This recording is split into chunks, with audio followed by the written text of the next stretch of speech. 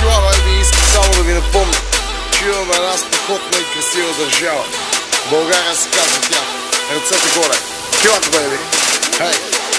Тази песен не направих след като чух, че някак си загубили сме българския дух. Добре дошъл България, това е моята страна, и тук обичаме да ходим с дигната глава. Добре дошъл горе, високо в планината, пусни се и на плажа, там е и килата. Тук е до Божия, златните реки, а най-големите звезди са на златни пясъци. В морето от блясъци и от купони красъци, чисто нови S-класи паркират началници. Ние сме само народ, вече няма държава, защото нашата държава обича много нужда. Дойде време, знай, тук ще има други нужди. Собствената ни държава, ние ще сме си чужди. Дух ще реже хляба и ще пише правилата. Не продавайте земята, така пречиш на децата.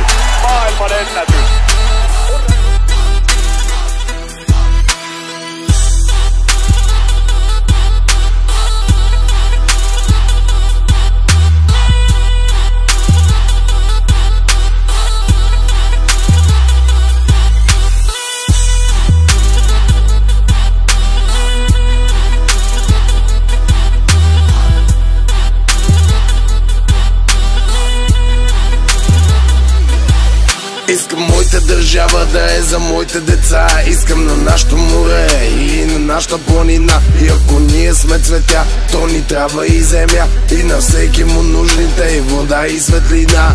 Вода от реките, идващи от планините. Пазете горите и земята на дедите. На децата вредите, еби ги парите.